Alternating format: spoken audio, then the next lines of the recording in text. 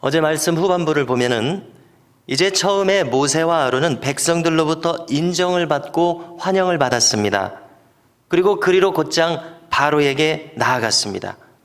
그런데 여러분, 우리 모두가 옳은 일을 한다고 해서 모든 사람에게 환영을 받고 우리가 뜻한 대로 일이 술술 잘 풀려가는 것은 아닌 것을 알게 됩니다. 모세와 아론은 바로 바로왕의 완강한 반대에 부딪힙니다. 그래서 그 결과 이스라엘 백성들로부터도 원성을 사게 됩니다. 왜냐하면 바로왕이 부역을 더 고되고 무겁게 만들었기 때문에 그렇습니다. 1절에서 모세와 아론이 말합니다. 하나님의 말씀을 전하는 것이죠.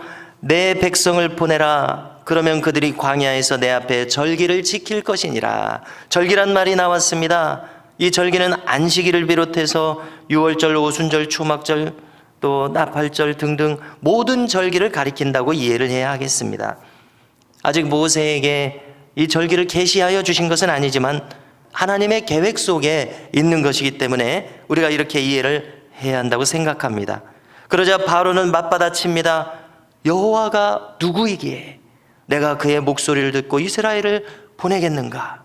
나는 여호와를 알지 못하니 이스라엘을 보내지 아니하리라. 이렇게 말합니다.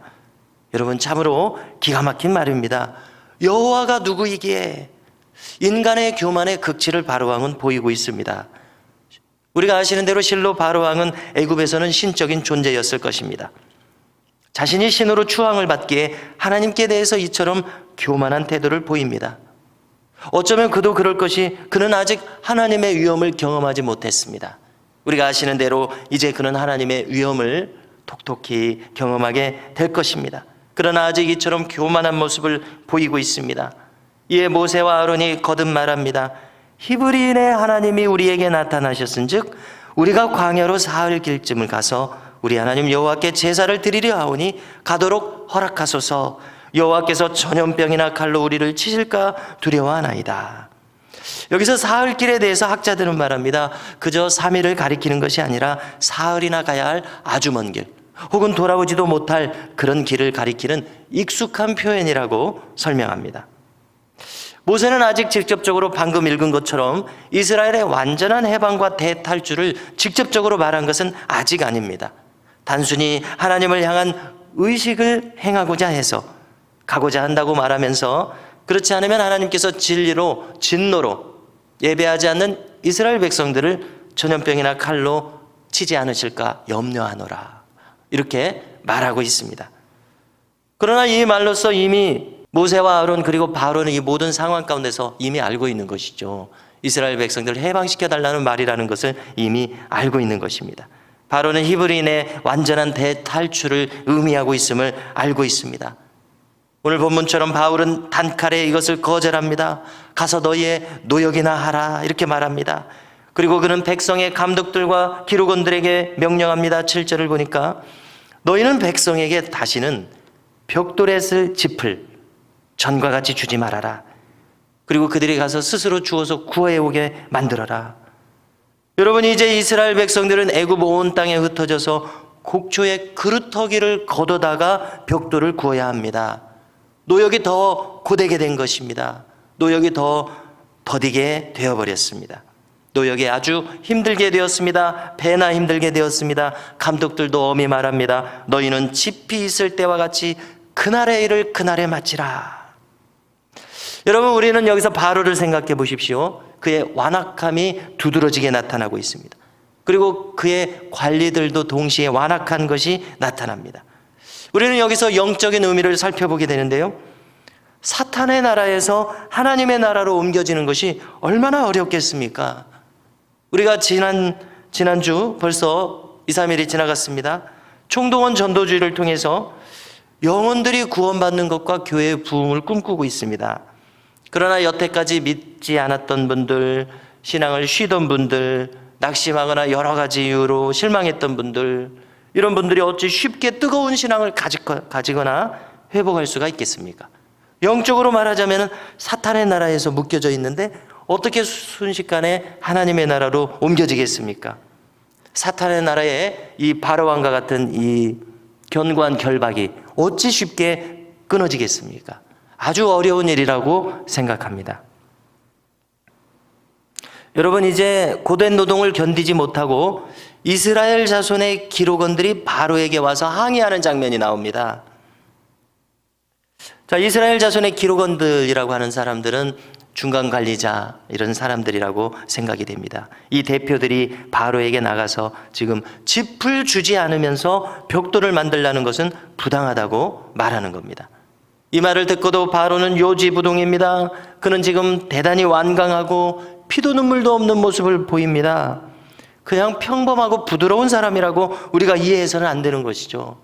그는 대단히 마음을 강하게 피도 눈물도 없이 그렇게 마음을 먹고 있습니다. 그래서 오히려 말합니다. 이렇게 너희들이 게으르니 광야에 나가서 제사를 드리고자 하는도다. 결코 이를 덜어줄 마음이 없으니 하루에 할당량을 채우기나 하라. 이런 요지로 명령합니다.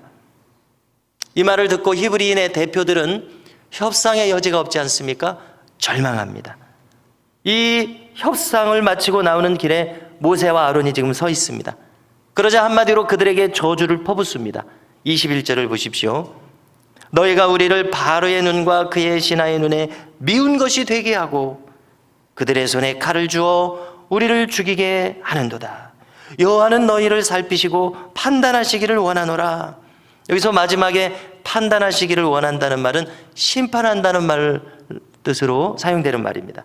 한마디로 너희들은 하나님께 심판받고 벌받기를 원하노라, 이런 뜻입니다.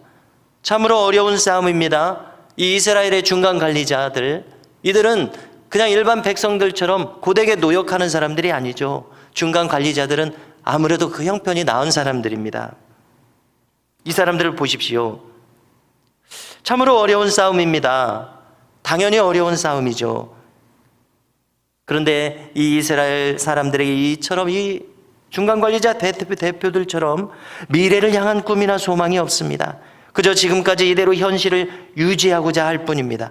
상황이 더 악화되지는 않기를 바라는데 그칩니다. 자, 우리는 흔히 이런 생각을 노예근성이라고 합니다. 지금까지 그냥 살던 대로 더 나은 삶을 생각하지 않고 그냥 이대로 체념하고 사는 것이죠.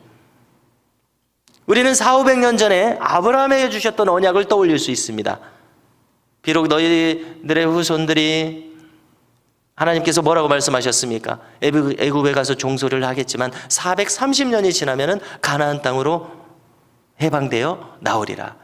가나안 땅을 주리라. 그런 말씀을 하셨습니다. 그들이 조상들의 이 하나님과의 언약의 말씀을 기억할진데 애굽에서 벗어나서 가나안으로 가야 할 꿈을 꿔야 될 것 아닙니까? 어려우면 어려울수록 이 억압과 이 눌린 상황에서 벗어나서 참 자유를 꿈꿔야 할 것 아닙니까? 그러나 종살이를 그들은 계속 유지하겠다는 것입니다. 노예근성입니다. 적당히 애굽에 부역하면 이 관리자들은 살만합니다. 그렇기 때문에 굳이 개선할 필요도 출애굽할 필요도 느끼지 못하는 것입니다. 노예로 사는 것이 좋다는 것입니다. 스스로 자유민이 아니라 노예로서 살기를 자처하고 있는 안타까운 상황입니다. 성도 여러분, 자연인들이 복음의 사람으로 변화되는 것이 어찌 쉽겠습니까? 마찬가지입니다. 우리를 생각해봐도 적당히 예배드리고 적당히 신앙생활 하던 사람들이 더 철저한 예배자로 변화되는 것이 어찌 쉬운 일이겠습니까? 지금까지처럼 그저 현상 유지에 그치고자 하는 마음이 우리에게 클 수 있습니다. 그것이 자연스러운 마음의 반응일 수도 있습니다. 그러나 우리가 무엇을 생각함으로써 우리의 마음이 바뀔 수가 있습니까? 더 영광스럽게 예배하는 모습, 하나님께서 우리를 더 기쁨으로 여기시는 모습, 그런 것들을 우리가 꿈꿔야 하는 것입니다. 그렇다면 우리 안에서 소망이 일어나고 또 사모하는 마음이 일어나게 되어 있습니다. 더 영광스러운 하나님의 나라, 진리로 더 자유케 된 자유자, 우리가 그런 모습이 되기 위해서, 그리고 총동원 전도주의를 통해서 오신 분들, 아직 갇혀있고 사로잡혀 있습니다. 결박에 묶여있는 이 영혼들 돕기 위해서 우리가 끊임없이 기도하고 이 영광스러운 하나님의 나라를 추구할 수 있기를 주님의 이름으로 간절히 축원합니다.